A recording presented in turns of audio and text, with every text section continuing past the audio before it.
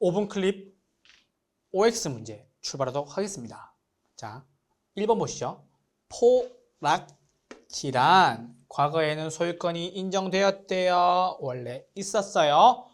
등기가 되어서 소유권이 있었는데 전답이었는데 집안이 절토되거나 무너져 내려서 하천으로 변했죠. 그걸 뭐라 그런다고요? 포락지라고 얘기한다고요. 맞는 지문입니다. 같이 정리해 주셔야 될 것은요. 뭐예요? 빈지 정리해 주셔야 되죠. 빈지는 뭐예요, 여러분? 빈지는요. 바다와 육지 사이의 해변, 토지로서 소유권은 없으나 활용 실익은 있다라고 정리해 두셔야 됩니다. 1번 맞는 지문이었습니다. 2번 건부지 가격은 건부 감가에 의해 나지 가격보다 높게 평가된다. 틀렸죠. 높게 평가가 아니라 어떻게? 낮게 평가되는 거죠. 이미 건부 감가란 말이 나왔어요. 가치가 감해진다며. 그러면 낮게 평가되는 것이 원칙이고요. 우리는 예외도 하나 볼 필요가 있죠. 예외. 예외 건부 증가되는 경우가 있죠. 언제 건부 증가가 돼요? 공적 제한이 들어왔을 때. 공적 제한이 생겨서 개발 금지나 혹은 보상 같은 것들이 생겨서 공적 제한이 들어오면요. 건부지 가격이요. 건부 증가되는 예외의 규정이 생길 수가 있습니다. 틀린 지문이고요. 3번 부동산의 개념 중 경제적 개념에 속하는 것은요. 자연 아니죠. 생산 요소 맞고요. 소비재, 상품 맞는데 제가 계속 말씀드리죠. 자연은 기술적인 거고요. 자연이 아니라 자본이라는 거 체크해 주셔야 됩니다. 틀린 지문입니다. 경제적 개념, 자산, 자본, 생산 요소, 소비재, 상품이고요. 기술적 개념, 환경, 자연, 위치, 공간 요거 잘 체크해 주셔야 됩니다. 자, 이제 3번까지 풀었고요. 4번 다중주택 나왔어요. 다중주택은요. 누가 살아요? 학생과 직장인이 살고 있고요.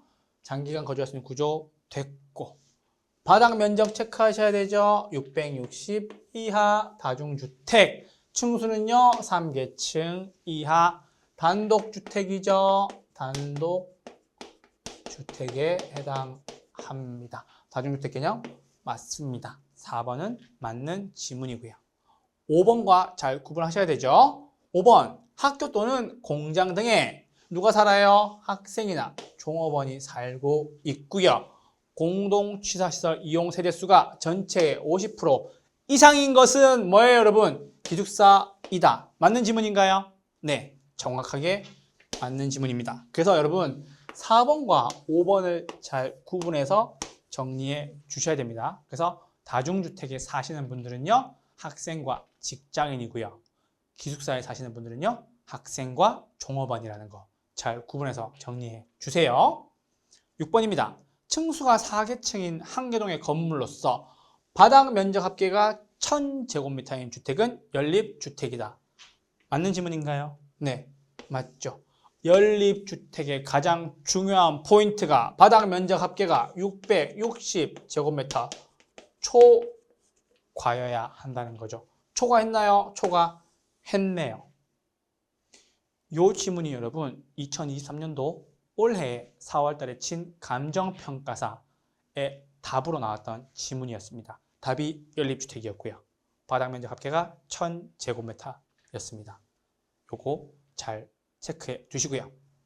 7번 토지의 부증성으로 인해 이용 전환을 통한 용도주 공급을 늘릴 수 있다 없다? 있다 라고 해서 틀린 지문이죠. 용도적 공급은 늘릴 수 있는데 무엇은 늘릴 수 없어요? 물리적 공급은 늘릴 수 없다. 이렇게 정리하셔야 되겠죠. 용도적 공급은 되고 물리적 공급은 안 되고 라고 정리를 해주시면 됩니다. 7번은 틀린 지문입니다. 7번까지 풀어드렸어요.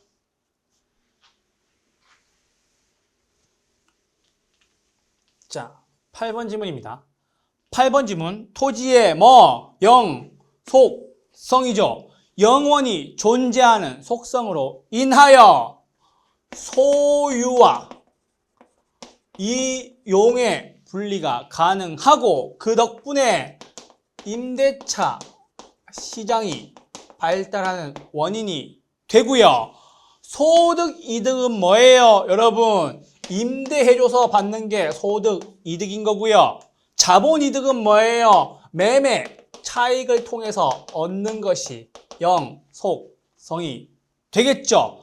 그래서 영속성의 8번 지문은요, 맞는 지문이다 라고 하시고, 여러분들이 추가로 정리하셔야 될 것은 소유와 이용의 분리, 임대차 시장의 발달, 이렇게 정리해 주시면 됩니다. 8번은 맞는 지문이었습니다. 9번, 부동산학의 접근 방법 중 종합식 접근 방법 나왔다. 좋아하는 거 나왔어요. 기술적, 경제적, 법률적, 이것만 보고 무슨 개념인지 봅시다. 무슨 개념이에요? 복합 개념의 부동산. 복합 개념 나와 있으면 되겠죠? 떼보죠. 복합 개념 나와 있네요. 맞는 지문이에요? 정확하게 맞는 지문입니다. 9번도 맞는 지문입니다. 복합 개념과 복합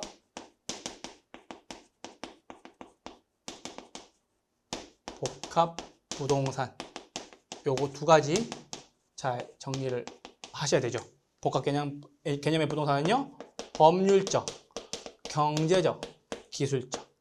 그쵸? 이제 여러분들께 지겹다고 말씀하실 만큼 여러분들의 머릿속에 잘 저장되었으리라 믿습니다. 9번도 맞는 지문입니다.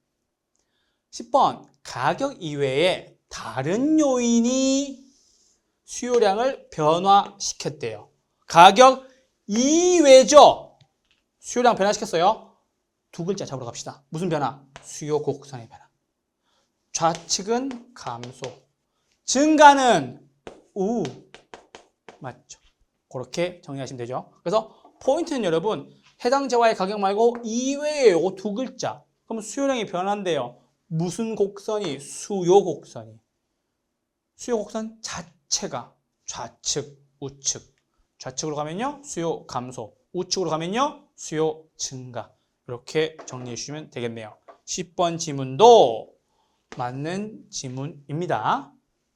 11번, 재고량, 자산, 자본 가치, 주택 보급량, 통화량은요, 기간이 아닌, 유량이 아닌 뭐요? 저량 변수죠. 왜요? 지금 나온 이 예시의 모든 것들은 시점을 필요로 하는, 시점을 기준으로 계산을 하고 측정을 하는 무슨 개념? 저량의 개념이라고요. 아시겠죠? 그래서 여러분, 시험 기간은요, 시험 기간은 유량이고 시험 날은요, 저량이에요. 그래서 시험 날은 시점이죠. 언제? 10월 마지막 주 토요일. 그런데 지금 여러분들이 수험생 생활하고 있는 이 기간은요, 유량. 시험일은 저량. 이렇게 정리하시면 됩니다. 그래서 다 시점을 기준으로 측정하고 데이터를 뽑아내는 것이라서 저량 변수이다 라고 보시면 돼서 틀렸고요. 마지막 10번 문제. 수요량은 일정 기간에 실제로 구매한 수량이다. 실제로 구매한 수량 아니라고. 그래서 틀린 거고요. 수요량은요, 여러분, 뜻도 있고 뭐도 있어야 돼요? 돈도 있어야 되죠. 그래서 구매 의사도 있고 구매 능력도 돼야 되죠. 그런데 제가 분명히 말씀드리죠. 사전적 개념으로서 구매하고자 하는 양이라고요. 구매하고자 하는 양. 그거 잘 정리해 주시고요. 실제로 구매한 거 아니다 라고 정리해 주시면 되겠어요. 이렇게 해서 12번 12개 정리가 끝났습니다. 5분 클립 수고하셨습니다. 고맙습니다.